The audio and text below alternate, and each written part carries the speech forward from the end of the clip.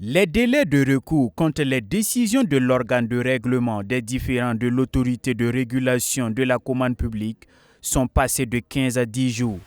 Cela grâce à la loi sur la réglementation générale de la commande publique, adoptée à l'unanimité par les députés de l'Assemblée législative de transition ce 20 avril. L'idée derrière cette relecture est de réduire les délais de traitement des dossiers pour accélérer le processus de passation des marchés, surtout dans ce contexte de crise sécuritaire. La suppression du référé suspension déjà, ça va permettre de réduire, parce que le prestataire qui va être attributaire effectivement du marché pourra mener, donc ça va réduire vraiment les délais. Également la question, on a revu aussi les délais par rapport aux différents recours. Voilà, je pense qu'on est passé par rapport au recours à l'ordre administratif, on est passé de 15 jours à 10 jours. Voilà, donc on a quand même une petite marge qui permet aussi de réduire les délais.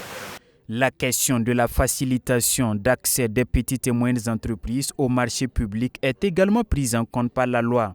Elle réserve annuellement 15% de la valeur prévisionnelle globale des marchés publics aux PME. Au-delà de la promotion des PME, l'adoption du projet de loi prend en compte la dimension genre en consacrant 5% du budget global aux entreprises burkinabées dirigées par des femmes.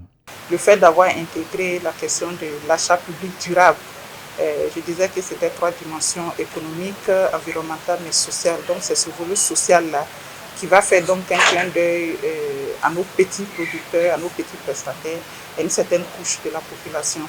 Voilà, donc toutes ces dispositions vont être reprises dans les décrets d'application. Du reste, il y a certaines même déjà qui sont en application.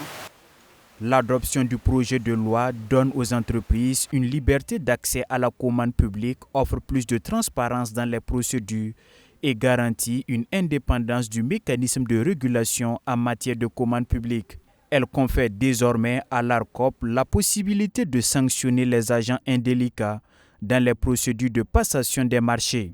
Il y a également la question du renforcement des attributions de l'autorité chargée de régulation de la commande publique, qui peut maintenant sanctionner donc directement les agents publics indélicats.